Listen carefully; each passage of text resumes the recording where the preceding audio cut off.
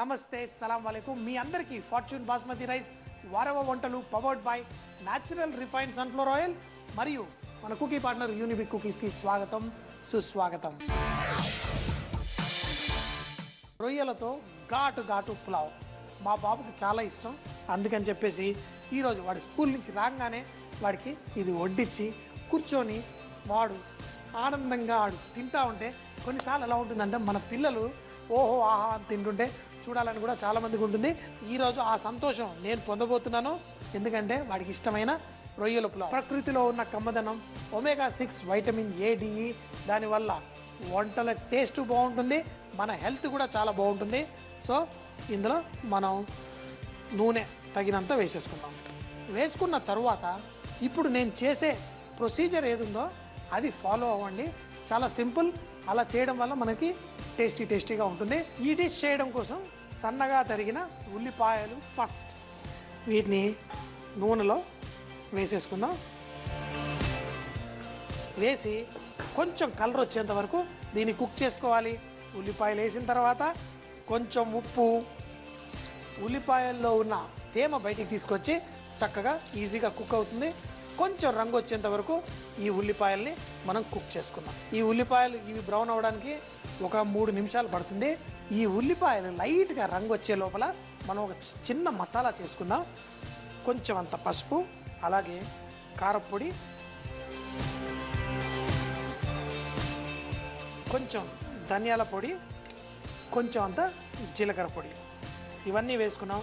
దీంతోపాటు కొంచెం గరం మసాలా పొడి కూడా వేసేసుకుందాం. ఇవన్నీ వేసుకొని చక్కగా కలిపేసుకుందాం. దీంట్లో నీళ్ళు, దీంతోపాటు ఇదే మిశ్రమంలో అల్లం వెల్లుల్లి ముద్ద కూడా ఇందులోనే వేసుకొని దీన్ని చక్కగా ఒక పేస్ట్ మాదిరి చేసి పెట్టేసుకుందాం. ఇలా చేసుకున్న దాన్ని ఎప్పుడు వేయాలనేది మీకు చూపిస్తాను. మరి ఉల్లిపాయలు ఒక పక్కన కాలిపోకుండా దీన్ని ఉల్లిపాయలని కూడా కలుపుకుంటూ ఉండాలి. ఇప్పుడు ఈ మిశ్రమం ఏదుందో ఇది రెడీగా ఉంది. దీంట్లో మనకు కావలసిన మసాలా అంతా చక్కగా ఉంది. మరి రొయ్యలు మనం చేసేది ఈరోజు రొయ్యల బిర్యానీ కదా. మరి ఈ రొయ్యలు అయితే తోక అట్టి పెట్టుకున్నాం. ఎందుకంటే మా ఇంట్లో ఈ రొయ్యలు తినేటప్పుడు ఈ తోక పట్టుకొని కచాకని తినేసి ఈ తోక పడేయాలని చూస్తాం. సో మరి ఈ తోకల్ని చక్కగా ఇలాగే మీరు పెట్టేసుకుంటే మీకు పర్ఫెక్ట్గా ఉంటుంది. సో ఇప్పుడు ఈ ఉల్లిపాయలు చక్కగా వేగాయి. ఇప్పుడు మనం ఇందులో రొయ్యలు ఏవైతే ఉన్నాయో ఈ తోకలతో ఉన్న ఈ రొయ్యల్ని మనం ఈ ఉల్లిపాయలతో పాటు వేసి చక్కగా ఇలా పైకి కిందకి చేసుకుందాం. ఈ రొయ్యల నుంచి కొంచెం తేమ బయటకు వస్తుంది. కానీ ఈ రొయ్యలు ఇలా ఈ వేడి కొంచెం కలర్ వచ్చిన ఉల్లిపాయల్లో ఇలా కుక్ అవుతే భలే టేస్టీగా ఉంటాయి. తర్వాత దీన్ని మనం బిర్యానీ రూపంలో ఎలా మారుస్తాం అనేది చూడండి. మరి ఇలా ఒక 2 నిమిషాల పాటు చక్కగా వీటిని టాస్ చేసుకోవాలి. అప్పుడే రొయ్యలు మనకి పూర్తిగా రొయ్యలు కుక్ అవ్వాల్సిన అవసరం లేదు. సగం కుక్ అయినా తర్వాత మనం వేసినప్పుడు కుక్ అయిపోతాయి. ఈ రొయ్యలు కూడా ఈ వేడి నూనెలో కొంచెం ఎర్రటి రంగు వస్తుంది అయ్యేంత వరకు చేద్దాం. ఈ రొయ్యలు కొంచెం కుక్ అయిన తర్వాత మనం ముందుగా చేసి పెట్టుకున్న ఈ పేస్ట్ని ఇందులో వేసి ఈ రొయ్యల్ని కూడా టాస్ చేద్దాం. ఇట్లా చేయడం వల్ల ఈ మసాలా ఏదైతే ఉందో రొయ్యలకి పట్టుకుంటుంది. అలాగే ఆ మసాలా కూడా చక్కగా ఆ రొయ్యల్లో పట్టుకొని మంచి టేస్ట్ అనేది ఈ రొయ్యలకు వస్తుంది. కానీ రొయ్యలు ఇలాగే మనం చేసి దీంట్లో బియ్యం వేసి మన పులావ్ కుక్ చేసుకుంటే మన బిర్యానీ పాడైపోతుంది.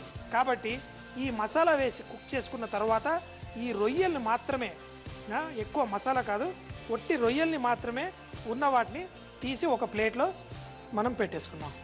ఇప్పుడు మరోసారి ఈ మసాలా అంతా ఈ ప్యాన్లో పెట్టి మరి కావాలంటే మరి కొంచెం నూనె ఇందులో వేసుకొని దీన్ని స్లోగా కుక్ చేసుకుంటూ ఇప్పుడు ఇందులో కరివేపాకు, కొంచెం ఈ మసాలా కుక్ అవుతున్నప్పుడు కరివేపాకు, పుదీనా,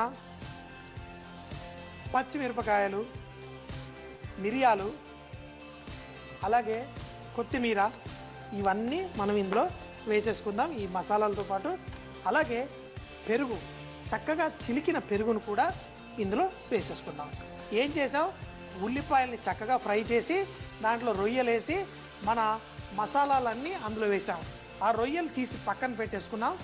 ఈ మిగిలిన కొంచెం మసాలాలో ఈ పదార్థాలన్నీ వేసుకొని దాంట్లో పెరుగు మనం వేసుకున్నాం. ఇప్పుడు ఇందులో మంచి రొయ్యల ఫ్లేవర్ ఉంది ఈ మసాలాలో. దాంట్లో మనం బియ్యం, మనం basmati rice, fortune basmati rice ఏదైతే ఉందో ఇందులో వేసి కుక్ చేసుకుందాం. 1 కప్పెడు బాస్మతి రైస్ తీసుకుంటే 2 కప్పుల నీళ్లు మనం ఇందులో పోసుకోవచ్చు. ఈ పెరుగు మిశ్రమంలో మనం వేడి 1 కప్పు బియ్యానికి 2 కప్పుల నీళ్లు మనం ఇందులో వేసేసుకొని, ఇప్పుడు ముఖ్యమైనది ఏంటంటే తగినంత ఉప్పు ఇందులో ఉంటేనే మనకి పర్ఫెక్ట్గా వస్తుంది.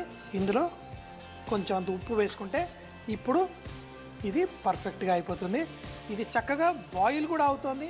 మనకి ఆగాల్సిన అవసరం లేదు, ఎందుకంటే ముందే ఆ నీళ్ళని చక్కగా ఉడికిచ్చేసుకున్నాము. నీళ్ళని మసిలేంత వరకు పెట్టేసుకున్నాము. ఇప్పుడు పక్కన నానబెట్టుకున్న రైస్ చక్కగా, మీరు ఆల్రెడీ మన రాగిని చేసి పులావులు ఇవి చూపించింది మీకు. బాస్మతి రైస్ ఇది పర్ఫెక్ట్గా వస్తుంది. మన ఫార్చ్యూన్ బాస్మతి రైస్ ఇందులో వేసేసుకుందాం. హో జాగ్రత్తగా ఏ మాత్రం ఒక బియ్యం కూడా వేస్ట్ కాకుండా చక్కగా వేసేసాను. ఇప్పుడు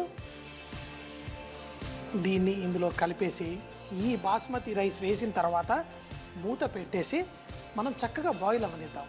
ఏంటంటే ముఖ్యంగా చాలామంది మిస్టేక్ ఎప్పుడు చేస్తారంటే ఈ రైస్ని ఎలా ఉడికించుకోవాలి అనేది. దీన్ని ఇంకా ఒక్కసారి కడిగిన బియ్యాన్ని మనం వేడి నీళ్ళలో వేసామంటే దాంట్లో వేసి కలపకూడదు. కలిపితే మన రైస్ విరిగిపోతుంది. అలా కాకుండా మీకు చాలా మటుకు నీళ్లు పీల్చుకొని ఒట్టి నీళ్ళంతా అయిపోయాయి అనుకునే టైంలో ఒక్కసారి లైట్గా కలిపితే మన బియ్యం ఏదైతే అన్నం మెతుకులు ఉంటాయో ఈ బాస్మతి రైస్ చక్కగా పువ్వులా మెరుస్తాయి. మరి దీన్ని ఇలా కుక్ చేసుకుందాం. మన రొయ్యలు ఈ మసాలా పట్టుకుంది పక్కన రెడీగా ఉంది. లాస్ట్లో ఎలా కలిపితే మనకి పర్ఫెక్ట్గా ఉంటుందో చూపిస్తాను. చూడండి, పర్ఫెక్ట్గా పోస్తే మనకి ఇంకా కొంచెం కుక్ అవ్వాలి. మొత్తం ఆల్మోస్ట్ నీళ్ళంతా పీల్చేసుకుంది. కొంచెం నీళ్ళు ఉన్నాయి, దాంతో అది పర్ఫెక్ట్గా అయిపోతుంది. కానీ మన దగ్గర రొయ్యలు కూడా ఉన్నాయి. చాలామంది ఈ పులావ్ అలా చేసుకున్నప్పుడు మసాలా రొయ్యలకి పట్టకుండా అదేదో అన్నంలో కలిసిపోయి రొయ్యలకి రుచి రాదు. అందుకని చెప్పి ఇలా చేశాను. దీంట్లో ఉల్లిపాయ ఉంది, మసాలా అంతా ఉంది. ఇప్పుడు నీళ్ళంతా ఇది పీల్చేసుకుంది. ఇప్పుడు మన ఈ రొయ్యల్ని మనం పైన ఇలా అమర్చేసుకుందాం. ఇలా చేసుకోవడం వల్ల మనం తినేటప్పుడు మన రొయ్యలు పర్ఫెక్ట్గా టేస్టీగా చక్కగా ఉంటాయి. లాస్ట్లో మనం ఒక్కసారి ఈ రైస్ కట్టేసి వడ్డించే ముందు దీన్ని ఒక్కసారి కలిపేసుకుంటే మన రైసు పొడి పొడిగా పర్ఫెక్ట్గా వస్తుంది. మంట కూడా తగ్గించేసాను. ఈ వేడిలో ఆ రైస్ పర్ఫెక్ట్గా కుక్ అయిపోతుంది. ఇలా ఒక 2 నిమిషాలు పెట్టి స్టవ్ కట్టేద్దాం. ఆల్రెడీ మన రొయ్యలు సగం కుక్ అయిపోయాయి. ఇప్పుడు ఇంకా మిగతా సగం కుక్ అవుతాయి. కొన్నిసార్లు ఏంటంటే రొయ్యలు ఎక్కువగా కుక్ అయితే గట్టిగా రబ్బర్లా ఉంటాయి. ఇలా చేసుకోవడం వల్ల మనకి రొయ్యలు ఎక్కువగా కుక్ అవ్వు, పర్ఫెక్ట్గా కుక్ అవుతాయి. తింటుంటే మంచి టేస్టీగా కూడా ఉంటాయి. ఒక 2 నిమిషాల తర్వాత స్టవ్ కట్టేద్దాం. ఇప్పుడు స్టవ్ కట్టేద్దాం. రైస్ పర్ఫెక్ట్గా ఉంది, రొయ్యలు పర్ఫెక్ట్గా కుక్ అయ్యాయి. కానీ ఇంకా పర్ఫెక్ట్ మన రైస్ చక్కగా పువ్వుల్లా చక్కగా ఇలా ఉండాలంటే ఏం చేయాలి? ఇప్పుడు ఈ రైస్ని కొంచెం గాలి తాకనివ్వాలి. ఇలా లైట్గా ఇలా అనేసి వదిలేస్తే ఇప్పుడు మన రైస్ ఆవిరికి పర్ఫెక్ట్గా రెడీ అవుతుంది. అలా చేసుకున్న తర్వాత కొంచెం నిమ్మరసం ఇలా చేసేసి లైట్గా నిమ్మరసం తీసేసి దీంట్లో ఉన్న తేమని మరికొంచెం ఆ రైస్ పీల్చేసుకొని బ్రహ్మాండంగా తయారవుతుంది. ఒక 2 నిమిషాల తర్వాత వడ్డించుకుందాం. చూసారు కదా, ఎంతో ఈజీగా ఎంతో సింపుల్గా మన మసాలాలో రొయ్యల పులావ్. అంటే ఏ పీస్ తీసినా చక్కగా మంచి మసాలా పట్టుకొని ఉంటుంది. మరి ఇప్పుడు ఆహా, ఇలా ఫస్ట్ మనం వాడింది ఈ ఫార్చ్యూన్ బాస్మతి రైసు. అది చక్కగా బిర్యానీలు పులావులు దేని చేయడానికన్నా పర్ఫెక్ట్గా ఉంది. అలాగే ఏది చేసినా మంచి పువ్వుల్లా చక్కగా వస్తుంది. ముఖ్యంగా ఈ బిర్యానీలు అవి చేసుకోవడానికి ఇది పర్ఫెక్ట్. మరి మనం రొయ్యలు కూడా మనం తీస్తే కనుక వాటికి కూడా మసాలా మంచిగా పట్టేసింది. మరి ముందే చెప్పాను కదా, మా వాడి ఈరోజు ఎగిరి గంతులేసి తింటాడు. సో మరి మీరు కూడా సూపర్ అంటే సూపర్గా ఉంది. మరి టేస్ట్ కూడా చేసేద్దామా? కొంచెం పొగలు బుసలు కొడుతున్న పొగలు, కానీ అంతటికంటే ఆకలి లోపల నుంచి బుసలు కొడుతున్నాయి, తొందరగా తిను అని. ఈ రొయ్యలు పులావ్లో వేస్తే ఇంకేం అక్కర్లే, రైతా కూడా అక్కర్లే, పక్కనున్న కొట్టి వీటినే. ఇంకోటి ఏంటంటే ఈ పులావు బిర్యానీలు అవి చేసిన 15 నిమిషాల లోపల తినేస్తే దాని టేస్ట్ 100% ఎంజాయ్ చేయొచ్చు. అందుకే మా ఇంట్లో ఆదివారం పూట బిర్యానీ చేస్తాం. అంత సరిగ్గా 1 గంటకి అంటే ఒక 10 నిమిషాల ముందు వచ్చి మేము కూర్చొని ఉంటాం అందరం. అది లిడ్, ఎందుకంటే బిర్యానీ రెడీ అయిపోతుంది, స్టవ్ కట్టేస్తాం, ఇంకో 10 నిమిషాలు ఆగి ఓపెన్ చేయాలి. అలా 10 నిమిషాలు అక్కడే కూర్చొని ఇలా ఓపెన్ అయిందంటే ప్లేట్లు తీసుకొని బడా తిని ఎంజాయ్ చేస్తాం. సో మరి ఈ పులావ్ అయినా ఈ బిర్యానీ అయినా మరి ప్రతి రొయ్య టేస్టీగా బ్రహ్మాండంగా ఉంది. మరి మీరు కూడా చేయండి. ఈ బాస్మతి రైస్ కూడా చాలా పర్ఫెక్ట్గా ఉంది, చాలా నచ్చేసింది నాకు ఫార్చ్యూన్ బాస్మతి రైస్. నాకు తెలుసు ఇది కరెక్ట్ కాదు, అన్యాయం ఇలా షోలో నేను ఒక్కడిని చేసుకొని తినేస్తూ ఫుల్గా ఎంజాయ్ చేయడం. దీనికంటే అన్యాయం ఏంటో తెలుసా, మీ ఇంట్లో వాళ్ళకి మీరు చేసి పెట్టకపోవడం. తప్పకుండా చేయండి, వాళ్ళకు కూడా పెట్టండి, తిని అందరూ ఇంట్లో వారే బానండి. సో మరి సూపర్గా అద్భుతంగా ఎంజాయ్ చేయండి. మసాలా రొయ్యల పులావ్ తయారు చేయ విధానం: ముందుగా స్టవ్ పై ప్యాన్ పెట్టి కొంచెం నూనె వేసి సన్నగా తరిగిన ఉల్లిపాయలు, కొంచెం ఉప్పు వేసి కొంచెం ఉల్లిపాయలు బంగారు రంగు వచ్చేంత వరకు వేయించుకోవాలి.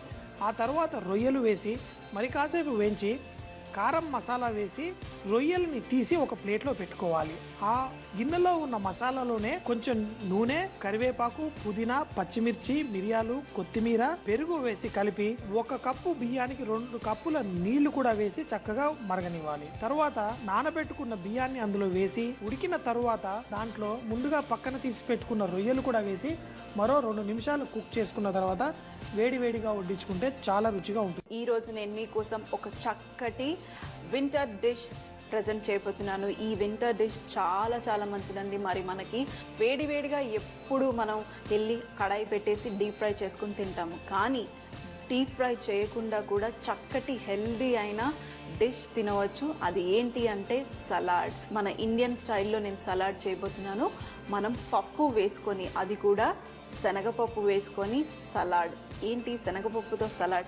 ఎప్పుడు శనగపప్పుతో పప్పే చేసుకోవాలండి, మనం శనగపప్పుతో సలాడ్లు కూడా చేసుకోవచ్చు. మరి ఈ సలాడ్కి ఏం ఎక్కువగా అవసరం లేదు. మన దగ్గర కీరా ఉంటే సరిపోతుంది, క్యారెట్ ఉంటే సరిపోతుంది, అలాగే మన ఇంట్లో నిమ్మరసం ఎప్పుడు ఉంటుంది కదా, నిమ్మకాయ ఉన్నా నిమ్మరసం ఉన్నా సరిపోతుంది. మీకు కావాల్సిన అన్ని కూరగాయలు అన్నీ అందులో వేసుకోండి, సలాడ్ రెడీ అయిపోతుంది. మరి స్టార్ట్ చేద్దామా ఈ సింపుల్ అయిన వామ్ చనా దాల్ సలాడ్. దీంతో చక్కటి బ్రెడ్, ఆ బ్రెడ్ని ఏం చేస్తానో చూడండి.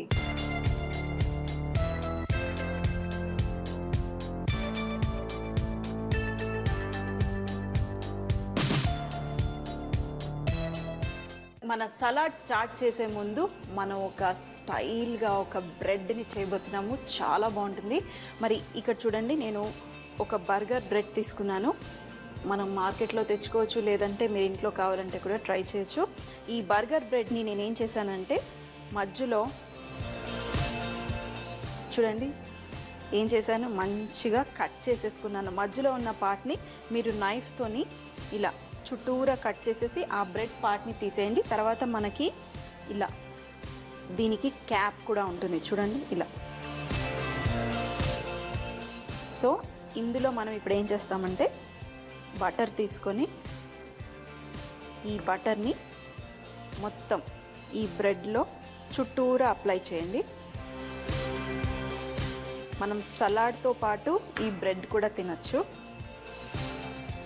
అప్లై చేసి ఈ బ్రెడ్ని మనం గ్రిల్ చేస్తాము అవన్లో పెట్టి. మీ దగ్గర అవన్ ఉంటే గ్రిల్ చేసుకోవచ్చు, లేదంటే పెనం మీద అయినా కూడా కాసేపు పెట్టేసి మీరు గ్రిల్ చేయండి. కానీ పెనం మీద పెడితే ఏమవుతుంది, కింద పైనే కాలుతుంది, మధ్యలో కాలదు. అదే అవన్లో పెట్టారనుకోండి చక్కగా లోపల కూడా గ్రిల్ అవుతుంది. బటర్ వేసుకున్నాం కాబట్టి కలర్ వచ్చేస్తుంది. అలాగే మధ్యలో కూడా నైఫ్తోని మంచిగా వేసేసి తీసేయండి. ఇప్పుడు మనం ఈ బ్రెడ్ని అవన్లో పెట్టబోతున్నాం. మరి అవన్లో నేను పెట్టేశాను బ్రెడ్ని. ఆ బ్రెడ్ గ్రిల్ అయ్యే లోపల మనం ఇప్పుడు సలాడ్ చేసుకోబోతున్నాము. సలాడ్కి మనం చెప్పాను కదా శనగపప్పు వాడుతున్నాను. ఈ శనగపప్పుని నేను ఉడికిచ్చేసుకున్నాను. మరీ ఎక్కువగా ఉడికించుకోవద్దు, కొంచెం ఇలా పలుకు మీద ఉండాలి శనగపప్పు అనేది. ఇలా చూడండి, బ్రేక్ చేస్తే బ్రేక్ అవ్వాలి, అలా పలుకు మీద ఉంటే మనకి తినటానికి బాగుంటుంది సలాడ్. ఇప్పుడు ఈ శనగపప్పు వేడిగా ఉంది, అంటే మరీ వేడిగా కాదు, కొంచెం వామ్గా శనగపప్పు, అలాగే క్యాప్సికమ్, సన్నగా తరిగిన క్యాప్సికమ్, అన్నీ ఇంకా ఏ వెజిటబుల్ కావాలంటే మీరు ఆ వెజిటబుల్తో సలాడ్ చేసుకోవచ్చు. కీరా సన్నగా, అన్నీ సన్నగా, లేదంటే మన శనగపప్పు సైజులోనే మీరు కట్ చేసుకోవచ్చు. అలాగే టమాటాల్లో ఎప్పుడు సీడ్స్ తీసేసి వాడుకోవాలి. అలాగే ఉల్లిపాయలు, తగినన్ని ఉల్లిపాయలు మీరు వేసుకోండి. అన్నీ చూడండి, కలర్ కాంబినేషన్ చూడండి ఎంత బాగుంటుంది. కిందనేమో ఎల్లో, మధ్యలో గ్రీన్, తర్వాత వైట్, మళ్ళీ వైట్, తర్వాత రెడ్ కలర్ టమాటోస్ నుంచి ఇప్పుడు మనం ఆరెంజ్ వేస్తున్నాము. ఎంత బాగుంటాయి ఇలా కలర్గా చేస్తే. మళ్ళీ ఆరెంజ్ తర్వాత పుదీనా, అలాగే కొత్తిమీర, మరి సన్నగా తరిగి పెట్టుకున్న వెల్లుల్లిపాయలు, అన్నీ పచ్చివేనండి. మన శనగపప్పు మాత్రానే ఉడకబెట్టింది, మిగతా అవన్నీ పచ్చివే. మనం సలాడ్ అంటే మరి పచ్చివే తినాలి కదా. అలాగే గ్రీన్ చిల్లీస్ కారం కోసం, మరి టేస్ట్ కోసం కొంచెం పులుపు తగలాలి కదా, అందుకనే నిమ్మరసం. ఇలాంటి సలాడ్స్ ఇంటర్నేషనల్లో చాలా ఎక్కువగా చేస్తారు, ఎక్కువగా సలాడ్స్ ప్రిఫర్ చేస్తారు. గ్యాదరింగ్ అయిందంటే సరే అన్ని కూరగాయలు వేసుకొని రకరకాలైన సలాడ్స్ చేసుకుంటారు. ఎక్కువ మటుకి ఈ సలాడ్ని తోతియోస్, దాంతో పాపడ్, అవన్నిటితో ఎంజాయ్ చేస్తారు. మనం అయితే ఇక్కడ ఇండియాలో బ్రెడ్తో సర్వ్ చేస్తే చాలా బాగుంటుంది, లేదంటే ఇలాగే డైరెక్ట్గా తిన్నా కూడా బాగుంటుంది. మరి మన ఇండియన్ టచ్ కొంచెం చాట్ మసాలా, అలాగే వైట్ పెప్పర్ పౌడర్ అంటే తెల్ల మిరియాల పొడి వేసేసాను. మరి సాల్ట్ వేయడం మర్చిపోకూడదు, సాల్ట్ కూడా తగినంత వేసేసి ఇప్పుడు మన సలాడ్ సర్వ్ చేయడానికి రెడీ. కానీ మిక్స్ చేసుకోవాలి, ఇలా కొంచెం టాస్ చేసేసేయండి అంతే. ఇలా చేయటం వల్ల చక్కగా మిక్స్ అవుతుంది, అలాగే మ్యాష్ కూడా అవ్వదు. సింపుల్ అయిన హెల్దీ సలాడ్ కదా. ఎప్పుడు డీప్ ఫ్రై చేసుకోకుండా ఇలా వేడిగా పప్పుతో కూడా చక్కటి సలాడ్.